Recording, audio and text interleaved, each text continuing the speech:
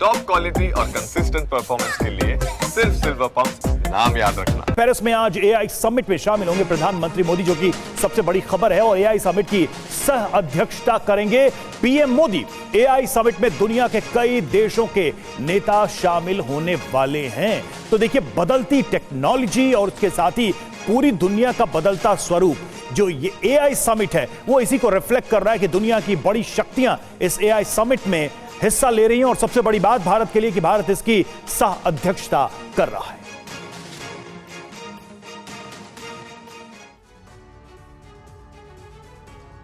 और AI summit का agenda क्या है, आइए आपको जल्दी से यह बता देते हैं। आर्टिफिशियल इंटेलिजेंस के भविष्य पर चर्चा होगी। एआई का आने वाले वक्त में फ्यूचर क्या रहने वाला है, इस पर चर्चा होगी।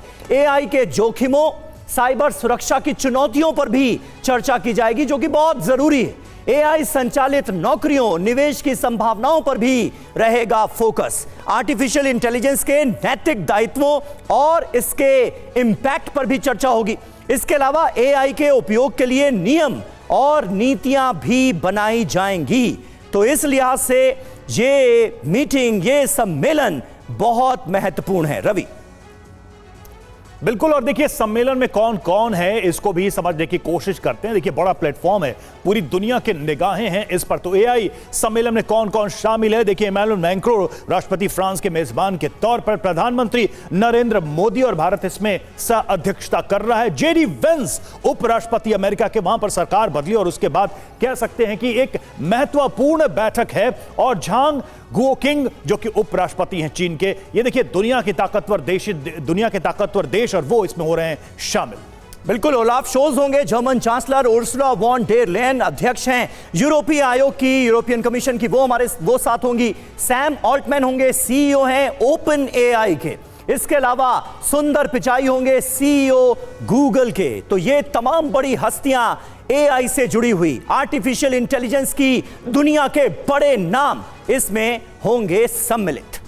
बिल्कुल, दुनिया की नजरें हैं इस एआई सम्मेलन को लेकर। दत्ता सर, सवाल यहां पर यही उठता है कि इस एआई सम्मेलन का आउटकम क्या हो सकता है आपकी नजर में। और फ्रांस की बात करें तो फ्रांस के का एक रेफरेंस पॉइंट यह भी है कि रूस के बाद भारत का सबसे बड़ा वो मिलिट्री ट्रेड पार्टनर है। तो ऐसे में एआई का बदलता स्वरूप, दुनिया में स्ट्रैटेजिक पार्टनरशिप और भारत की वहां पर मौजूदगी, कैसे इसको रेखांकित करेंगे, कैसे अंडरलाइन करेंगे आप? देखिए, बड़ा इंपॉर्टेंट टॉपिक है। जहाँ तक भारत और फ्रांस का ताल्लुक है, हमारा बहुत पुराने संबंध हैं, और बल्कि हम 25 साल हमारे जो कॉपरेशन के हैं, 2047 में हम उसको सेलिब्रेट करेंगे। और इस जर्नी के दौरान, चाहे फर्स्ट वर्ल्ड वॉर रहा हो, सेकेंड वर्ल्ड वॉर रहा हो, भारतीय सैनिकों ने जो यूरोप में और उस समय जो जंग चल रही थी वहाँ पे जर्मनी और मुल्कों के बीच, भारत का बहुत बड़ा योगदान था। अभी फ्रांस और भारत का जो रिश्ता है, हमारा जो स्ट्रेटजिक पार्टनरशिप है, डिफेंस कोऑपरेशन है, फ्रांस हमारा एक बहुत रिलायबल पार्टनर है। उसने कभी भी किसी इंटरनेशनल प्रेशर के चलते भारत के ऊपर कोई सैंक्शन नहीं लगाई, और जब भी भारत को मदद चाहिए हो उसने दी। और आगे चल के जो पिछला ट्रैक रिकॉर्ड है, और उसी ट्रैक रिकॉर्ड के माध्यम से जो हमारा डिफेंस कोऑपरेशन था रूस के साथ में बहुत बड़ा था। उसके बाद में जो हमारा रेशो है चंद एक कारणों से अभी फ्रांस के साथ, रूस के साथ, उसके साथ साथ हमारा अमेरिका के साथ, तो हमने उसको क्या किया, उसको स्प्रेड किया बेस को। तो अभी जो एआई का समिट चल रहा है, 2023 में ये यूके में हुआ था, 2024 में साउथ कोरिया में हुआ था, और आज ये फ्रांस में हो रहा है, जहाँ भारत के प्रधानमंत्री को चेयर हैं एआई समिट में। बिल्कुल। अभी इस दौरान जो एथिकल यूज़ ऑफ एआई, इसका इकोनॉमिक यूज़, इसका मिस यूज़ ना हो, ये किस प्रकार इकॉनमी को इफ़ेक्ट करेगा, किस प्रकार आपकी प्राइवेसी को इफ़ेक्ट करेगा, किस प्रकार ये टेक्नोलॉजी का इस्तेमाल कोई गलत हाथों में ना चला जाए, इन सारे मुद्दों को लेके ये चर्चा होगी।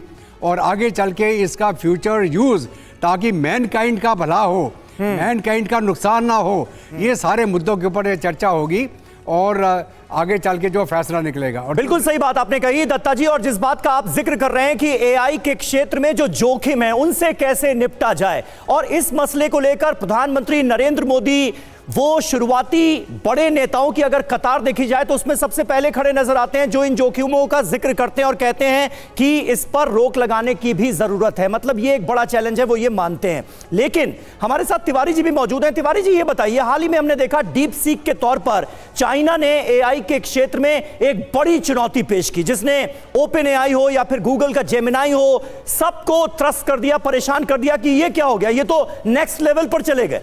तो आने वाले वक्त में भारत की एआई के क्षेत्र में भूमिका क्या होगी? कैसे हम एआई के क्षेत्र में फ्यूचर के में बॉस बन सकते हैं? एआई के क्षेत्र में क्या हो सकता है इस सम्मेलन में आपके मुताबिक? देखिए, चाइना ने जो किया है, अब इस सम्मेलन के जो भी प्रभाव, जो भी आउटकम निकलेंगे, चाइना कितना उसको मानेगा, ये तो भविष्य में हम बता सकते हैं। लेकिन जहाँ पर ये जो कोशिश हो रही है, जैसे दत्ता साहब बता दें, 23 में यूके में, 24 में कोरिया में और अभी फ्रांस में हो रहा, ये सब चीज़ें पहले से एंटिसिपेट की जा चुकी है कि ये प्रॉब्लम समस्या आ सकती है, जिसको हम एड्रेस करना जरूरी है। इसमें जिस तरीके से इन्होंने सारे कंट्रीज को इन्वॉल्व किया, USA, China, Germany, European union, लेकिन को चेयरिंग जो थी, रिस्पॉन्सिबिलिटी जो थी, मोदी जी को बुलाया। इसका मतलब कि इंडिया को थोड़ी इंपॉर्टेंस दी गई है, because India is a most reliable partner है, और जो भी कहता है वो करता है। रिलायबिलिटी फैक्टर वो है कि जो भी होगा। तो इसमें सबसे बड़ी समस्या ये कि देखिए, ये ग्रोइंग है। अब इंडिया का जब मेन कंसर्न है कि हमें ये गैप को ब्रिज करना है, बिकॉज इस एआई से काफ़ी डेवलप कंट्री तो आगे बढ़ जाएंगी और ग्लोबल साउथ और जो छोटी डेवलपिंग कंट्रीज है उनको नुकसान होता है। तो इनको कंट्रोल देखने के लिए एक महत्वपूर्ण कदम उठाना पड़ेगा। It has to be inclusive. उनका ध्यान होगा कि इंक्लूसिव होगा और सबको एक्सेसिबल हो और सबको फायदा हो सके। और रिस्क फैक्टर की जहाँ तक बात है, आप पहली एड्रेस कर चुके हैं, वो नहीं कहूँगा, लेकिन जो एआई का गवर्नेंस होगा और कैसे कितना आगे बढ़ेगा, ये सब बहुत बड़ा एक क्वेश्चन, मतलब ये सब एक फील्ड है जहाँ करना पड़ेगा। और ये जो इमर्जिंग फील्ड है टेक्नोलॉजी, इसमें तो भी बहुत आगे बढ़ना है और किस फील्ड में काम करना है, कैसे मानना है, एक इसका दिशा एस्टैब्लिश करना है, उस दिशा में काम करना है ताकि आगे बढ़े। AI is a very broad spectrum term है, इसको सबको जानकारी होनी चाहिए और किस तरीके से हमें कहाँ यूटिलाइज करना, उस तरीके से करना पड़ेगा। ये एआई डेवलपमेंट किसी के लिए थ्रेट नहीं होना चाहिए, किसी के लिए एडवांटेज नहीं होना चाहिए, इसे इक्विटेबल डिस्ट्रीब्यूशन होना चाहिए, सबको बराबर मिलना चाहिए। बिल्कुल, जैसा आपने कहा कि एआई अपने आप में एक ब्रॉड स्पेक्ट्रम है, तो ऐसे में इसके फायदे, नुकसान और खासकर बड़े मुल्कों के आपसी संबंध क्या इससे प्रभावित होंगे, उसके बारे में इस पर चर्चा होने वाली है।